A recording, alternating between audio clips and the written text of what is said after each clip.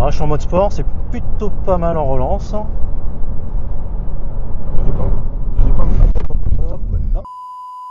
Bonjour à toutes et à tous, j'espère que vous allez bien. Aujourd'hui dans cette vidéo, je vous propose de découvrir la toute dernière Renault, la Renault R5. Allez, c'est parti!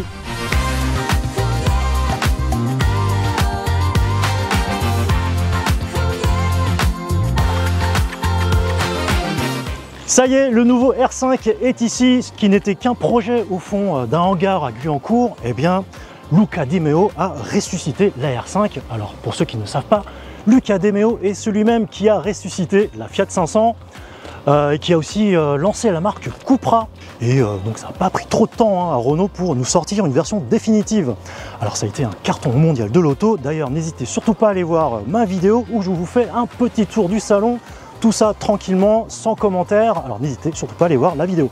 Alors pour revenir à cette R5 nouvelle génération 2024, eh bien il est inspiré de la R5 originelle, du Super 5 et de la R5 Turbo.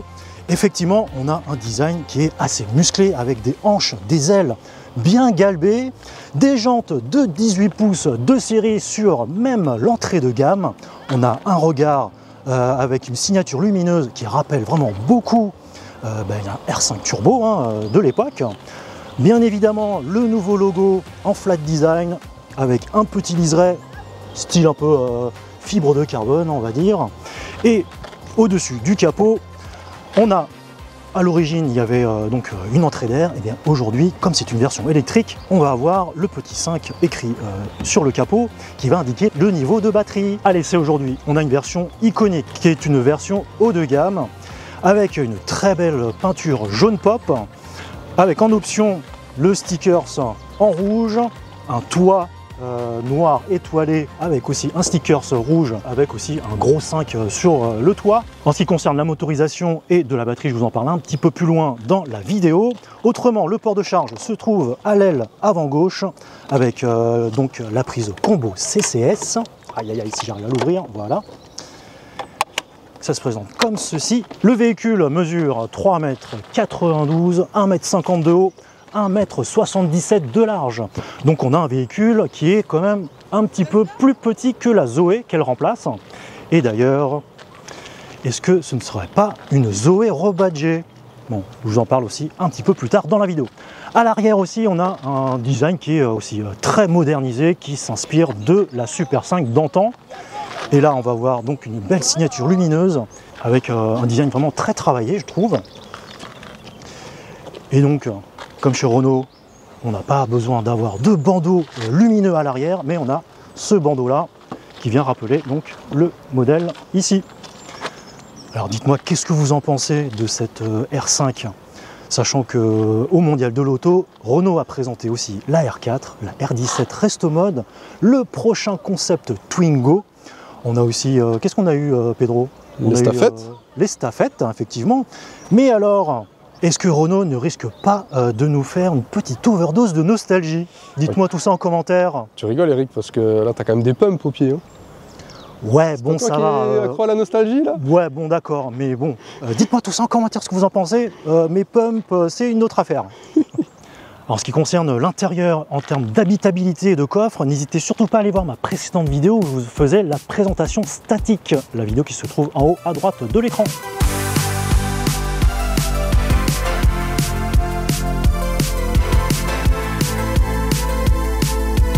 On se retrouve pour l'essai routier.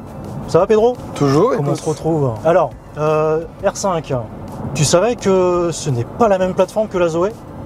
Alors oui, un petit peu quand même, ouais. Parce que c'est quand même beaucoup plus récent. Non, parce qu'en fait, les gens pourraient penser que c'est une Zoé qui a été recarrossée. Ah tu ouais? vois? Non, bah c'est beaucoup plus récent quand même. Alors effectivement, c'est basé sur la nouvelle plateforme Ampere Small. Ok. Avec nouveau moteur basé sur la Mégane E-Tech qui a été retravaillé. On a ici donc une version 150 chevaux, la plus puissante de la gamme.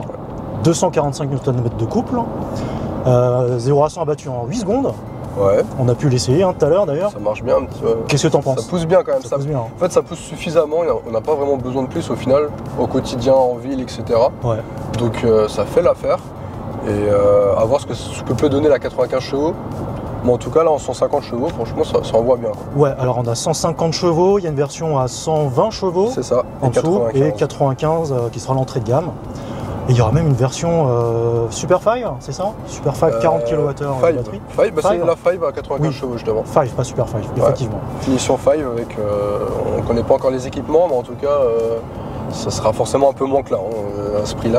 Ouais, donc sur la grosse motorisation, grosse batterie aussi, 52 kWh. On va avoir 410 km WLTP, c'est pas mal du tout. C'est ce qu'on avait au départ tout à l'heure. Ouais, à 100% en partant de l'aéroport. Et donc en termes de recharge, on sera sur du 11 kW. 11 kW en type 2 et 100 kW en pic en... Courant continu. Courant continu, exactement. C'est ça. Donc de 10 à 80%, on sera sur une demi-heure. Exactement. Et en 11 kW, on sera à 4h30 entre 10 et 100%. Bah, moi je trouve que c'est plutôt pas mal. Ouais, bah écoute, ça fait l'affaire. C'est pas non plus extraordinaire, on n'est pas sur une architecture 800 volts. Est-ce qu'on a réellement besoin de ça sur une petite voiture comme ça, quand même prévue pour la ville? Honnêtement, je pense pas. Et je trouve que ça fait déjà largement l'affaire, quoi. Ouais, alors moi je trouve que pour une autonomie de 410 km, je pense qu'on peut faire quand même. Un peu mieux bah, on pourra faire des longues distances. Ah oui, on pourra faire un peu de longue. Oui, avec cette version-là, ouais, avec la grande batterie, ouais. Oh. Ouais. 458. Donc non, je sais pas, peut-être que 120, 150 kW, ça aurait été pas trop, je trouve. Ouais, c'est vrai que... Bon. Après, je pense que c'est comme dit, quand même garder les coûts raisonnables. Ouais, je proposer une voiture abordable. Ouais. Après, il y aura la R4. Il y a toute une gamme électrique qui se construit un petit peu chez Renault en ce moment. Ça sera quand même la plus petite au final, donc voilà. Et en termes de VMAX, on sera sur 150 km/h limité électroniquement par contre. Bon, je pense que c'est largement suffisant. Clairement, on n'a pas besoin d'aller plus, de toute façon à 130, voilà. C'est largement suffisant. Pour vous donner mes premières impressions, bon là on a fait quoi, même pas 10 km, eh ben, je la trouve très agréable à conduire. Elle se prend très facilement en main. Pour avoir essayé donc, les accélérations, ouais, c'est franc. Ouais, franchement c'est franc, c'est largement suffisant. Certes, c'est pas aussi brusque que des véhicules qui accélèrent plus vite, hein, bien entendu, mais c'est largement suffisant. En termes d'agrément de conduite, eh bien moi je trouve que c'est pas mal du tout. Ouais. Pour avoir essayé la Mini. Alors c'est pas aussi directif que la Mini, mais ça s'approche un petit peu quand même. Ok.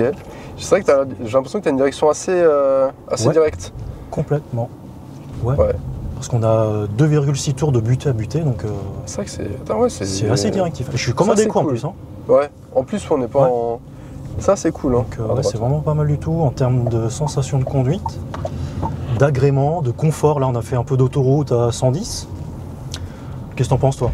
Bah relativement bien insonorisé. L'amortissement un peu ferme, mais ça va, c'est pas inconfortable. Ouais, non, c'est correct. Du coup, ça a l'air d'être un peu joueur, un peu fun quand même à conduire. Ah ouais, je te confirme. Beaucoup moins ferme que la Mini, donc ça c'est un gros point positif. Ouais, parce que la Mini elle tape cul, on peut le dire, elle tape cul. C'est vrai. Là, c'est un bon compromis entre confort et dynamisme. Complètement. Et ouais, c'est vrai que la direction là, tu vois, on prend les petits virages et tout. Je l'ai pas encore conduite, moi, mais ça a l'air d'être assez intéressant pour le coup. Ouais. Et en passager, qu'est-ce que t'en penses? Bah écoute, en passager là, je suis bien dans mon beau siège un peu vintage. Je suis plutôt pas mal. On a les réglages manuels et ouais, c'est confort. Ouais, donc là on passe sur des petits ralentisseurs, c'est bien amorti. Ouais, voilà, c'est ferme, mais c'est pas dérangeant quoi. C'est juste bien. C'est le bon compromis comme dit. Et là, donc on a du freinage régénératif en mode B là sur la droite. C'est assez fort, mais par contre on n'a pas de conduite avec one pédale. Ouais, on n'a pas de one pédale et on peut pas gérer le niveau de régénération. Ouais, il n'y a pas non plus de différents niveaux de puissance là, de frein régénératif, mais franchement, ça se gère très bien, je trouve. Non, donc gros point positif en termes de sensation de conduite, d'agrément, de confort. Je trouve que c'est vraiment pas mal. Hein. Ouais, franchement, ça a l'air d'être un bon compromis. J'ai hâte de prendre le volant et de me faire mon propre avis, mais là, comme ça, en passager, en tout cas, moi, je suis bien. Je suis bien, j'ai de la place. Bon, ouais. Voilà. Pour l'arrière, c'est un peu compliqué. Là, j'ai reculé mon siège. Je suis bien, mais pour derrière, effectivement, c'est peut-être un peu plus compliqué. Peut-être pour des enfants. Ouais. Alors toi, t'es un peu plus grand que moi. Oui, moi, je fais 1m84. Et alors moi, je conduis assez près. Je pense que quand tu te mettras, je tu seras un peu plus reculé, mais je pense que je pourrais pas me mettre derrière toi. On verra ça. Alors, je me trouve à l'arrière. Donc c'est plutôt pas mal en termes de garde-toit, mine de rien. Bon, je suis quand même assez calé au fond du siège. Et alors, on a Pedro PMS photographie. Alors bien qu'il ait bien reculé le siège, alors on a réglé là le siège à la même hauteur au côté conducteur et passager, bah, j'ai quand même encore de la place. Voilà. J'ai à peu près 5 cm ouais, avant que mon genou touche le siège, donc c'est plutôt pas mal. Là on a un petit rangement à l'arrière là, des dossiers. Et la petite touche nostalgique, hein. Voilà, il y a le rappel de la toute première R5 qui est sortie en 72, la GT Turbo, la Super 5, et puis voilà, la dernière R5 2024, un petit rappel à l'intérieur, derrière le dossier conducteur. Sinon les sièges, voilà, c'est jaune, sur cette finition iconique, voilà. Ça se présente comme ça. Sinon sur la finition techno, c'est du jean, denim. Voilà comment ça se passe. Alors en termes de sonorisation, c'est vrai que là on est en ville, on entend quand même pas mal les voitures, hein, mine de rien. Et d'ailleurs au niveau du coffre aussi, on entend un petit peu plus fort encore. Et on n'avait pas la même impression quand on était sur autoroute à 110 km/h. En fait c'était recouvert par les bruits d'air. Donc on avait moins cette sensation d'entendre des choses à l'extérieur. Je trouvais que c'était assez bien insonorisé. Mais là en ville, c'est le contraire, je trouve. Alors je vous parle vite fait du système à bord du R5. On a donc de l'Android Automotive. C'est basé sur de l'Android 12 sur un écran de 10 pouces. Et là-bas, on a aussi un combiné d'instrumentation qui est aussi d'une dimension de, par contre, 10,1 pouces. Donc on pourra configurer la vue comme on voudra. Donc là, il y a la map. On pourra aussi avoir l'environnement quand on a les aides à la conduite. La partie droite, donc là on a l'autonomie en kilomètres, qu'on soit en ville ou bien sur autoroute. Information qu'on retrouve aussi sur le Scenic E-Tech. Et donc à gauche, vitesse ainsi que les aides à la conduite. Paf, paf, paf. On a aussi donc le compteur journalier, ça c'est les consommations. On peut ne rien afficher aussi. La musique, l'éco-conduite, et voici la distance, etc. Voilà comment ça se passe à bord de la R5. On a d'ailleurs un volant qui est similaire à ce qu'on retrouve sur la gamme de chez Renault, notamment sur le Scenic E-Tech. Donc ça fonctionne vraiment très très bien. Donc ici on a une présentation plus à l'horizontale par rapport à ce qu'on connaît d'habitude sur Scenic E-Tech, mais c'est aussi fluide, voilà. Hop hop hop, il y a de l'Amazon, Google Maps, on a aussi le petit avatar Renault qu'on pourra activer ou désactiver. D'ailleurs on pourra lui demander 2-3 choses. Et Renault, j'ai un petit peu chaud. D'accord, la température va baisser de 1 degré. Voilà, sinon il est aussi interfacé à ChatGPT, donc on pourra lui poser quelques questions et c'est plutôt sympa à bord. Bon sinon, moi je trouve que c'est confort Renault. En termes de conduite, ça me fait penser beaucoup au compromis qu'on a sur le Scenic E-Tech. Voilà. Ok, j'ai pas de point de comparaison pour le coup chez Renault, donc. En termes de confort conduite, on est assez équivalent au Scenic E-Tech, je trouve. Quoique c'est un petit peu plus joueur là sur le R5. Et alors après, pour parler des aides à la conduite. Moi je suis assez surpris, parce que du coup je découvre un petit peu les Renault modernes, enfin très récentes. Je me suis arrêté à la Clio 5. Alors toi qui as déjà essayé d'autres Renault, c'est un petit peu partout pareil ou c'est exceptionnel que ce soit aussi bon? Parce que là pour le coup, franchement c'était vraiment pas mal. Hein. Bah écoute, j'ai essayé donc le Scenic E-Tech, le dernier Symbiose, le Captur, le Rafale, bref, on a le même système d'aide à la conduite. Et même sur l'entrée de gamme, on a le même système qui a l'air.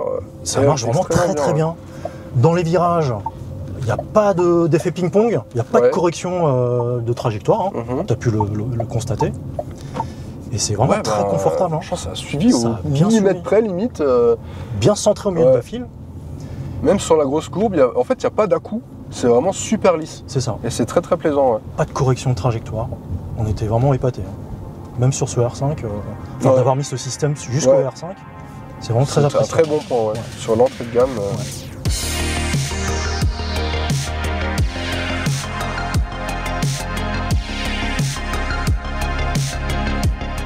Bon, on va tester un petit peu ce que ça donne sur la route. Alors là, je suis en mode sport, c'est plutôt pas mal en relance.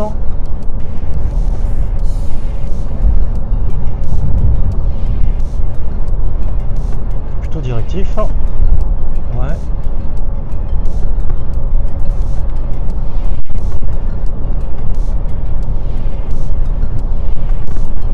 On sent que ça flotte un petit peu quand même hein, au niveau des suspensions. C'est pas vraiment si ferme que ça. Ah, on teste le freinage. Ça freine très bien. Et ça repart très bien. Et là on voit que il y a le warning qui se sont allumés. Bon, ça freine très bien. Hein. Je vous le confirme. Et ça braque aussi très bien. Hop, hop, hop, hop.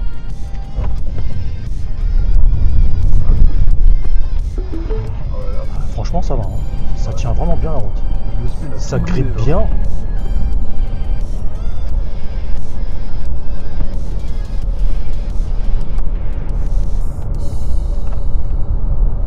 Ça va, ça s'est pas trop laissé déborder. Non, je sais pas, qu'est-ce que t'en penses toi Pedro? Bah écoute, c'est pas mal. Hein. C'est pas mal hein. Pour une voiture qui est pas faite pour ça.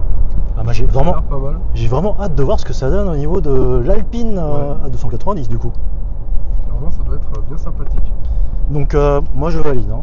Si vous voulez vous amuser un petit peu, c'est pas mal aussi. Okay. Bah, en termes de tarifs, qu'est-ce que ça donne Pedro? Bah écoute, sur ce autre modèle là, donc un modèle quand même très bien équipé, le plus haut, plus grosse batterie, plus gros moteur, on est à 35 490 € hors bonus. Donc logiquement 5 000 € de... Voilà. Non, 4 000 pardon, 4 000 € de bonus cette année. En 2025, on ne sait pas encore s'ils vont baisser encore 2 000 €, donc à voir. Version techno qu'on a sur l'SM et en vert. On a aussi, effectivement, nous on a là, donc l'Iconiq 5, la techno est proposée à partir de 33 490 €, toujours avec donc la grosse batterie. 52 kWh. Avec les 150 chevaux. Et en dessous donc de la techno, on a l'évolution. Qui sortira ultérieurement apparemment. Exactement, bah, l'évolution en 120 chevaux sort fin d'année. Elle sera proposée à 27 990 € hors bonus. Et ensuite on a une version encore moins chère proposée à 25 000 € qui arrive début d'année prochaine. Avec donc les 95 chevaux, petite batterie, moins d'équipement. Logiquement, on ne sait pas trop encore, mais ça paraît logique. Qui elle sortira donc à 25 000 € hors bonus, donc 21 000 €. Alors petite batterie, et je crois que la puissance de charge aussi n'est pas aussi élevée que ça. 50 kW, 50 kW, ouais. 50 kW. Donc vraiment celle-là est destinée à la ville. Hein. Ouais, à la ville, ouais. C'est sûr qu'on partira pas ailleurs, parce que 300 km d'autonomie, petite charge. On peut le tenter, mais va falloir du temps, quoi. Non, je pense que les journalistes vont s'en occuper. Tu vois, les journalistes de TF1, de France 2. S'ils font des longs trajets, je pense qu'ils vont prendre la version 5, 50 kW pour un peu déglinguer les voitures électriques. Ouais, mais c'est lent, c'est impossible à faire. Ouais, on va prendre 3 jours pour faire un Paris-Deauville. Mais c'est vrai que voilà, ça sera plus destiné pour la ville, etc. Quoi. Voilà.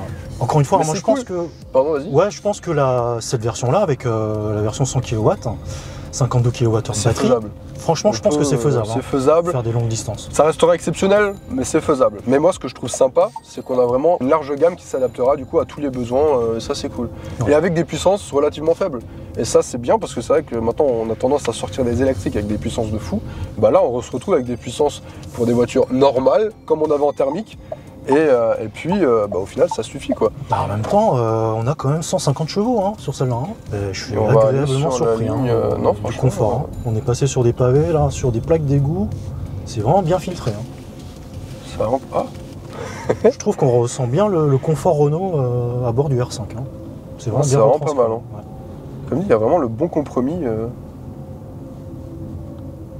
Et là, quand on roule vraiment lentement, on a le petit son créé par Jean-Michel Jarre, comme dans le Scénic E-Tech, hein, qui est vraiment pas mal. Bon, ben voilà pour les tarifs, ça a l'air pas mal du tout. Hein, ouais, franchement, la proposition est cool. Ben, moi, je pense que Renault va vraiment faire un tabac hein, avec ce R5. Ouais. Je sais pas ce que t'en penses. C'est bien parti en tout cas. Elle a beaucoup d'attrait. Une grosse hype autour de cette voiture. Complètement. Tu sais que moi, quand je suis allé à Maison 5, il y avait un couple d'Italiens qui l'avaient précommandé déjà. Comme Alors quoi, qu'il n'avait même pas essayé. alors que la Panda arrive et tout ça. Hein. Et regarde là, regarde, on arrive place du casino et on nous filme alors qu'on a une R5. Ça, c'est assez rigolo. Non, je vérifie, il n'y a pas de supercar derrière. Non, bah non, Mais c'est assez sympa. Alors, petit point conso, on a fait une petite trentaine de kilomètres. Ouais. 13,4 kWh au 100. Avec de l'autoroute à 110, vallonnée. Ouais, alors ça montait pas mal au début, ça redescendait pas mal. Donc en fait, quand ça descendait, j'ai fait beaucoup d'éco-conduite. Bah, en mode break, machin, Ouais, de régénération. Complètement. Donc Là, on a c'est pas mal, depuis l'aéroport jusqu'à Monaco. Ouais. C'est pas mal. Hein. Après, bon, je vous donnerai plus de détails quand on aura fini la boucle. Donc vous en saurez un petit peu plus après.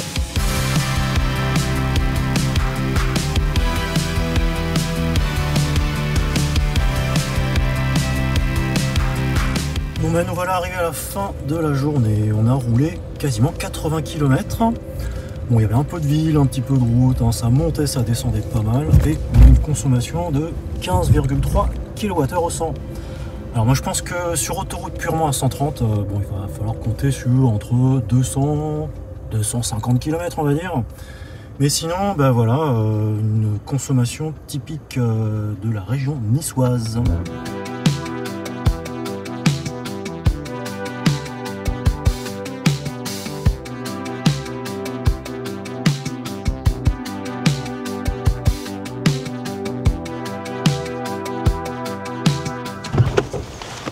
Et voilà, c'est terminé pour cette vidéo. J'espère qu'elle vous a plu. N'hésitez surtout pas à me dire ce que vous pensez de la R5 en commentaire. À vous abonner à la chaîne d'Eric aussi. Hein. Et allez surtout voir sur la chaîne de Pedro. PMS Photographie. Et bien sur ce, je vous dis portez-vous bien. Attention sur la route et je vous dis à la prochaine. Allez, salut.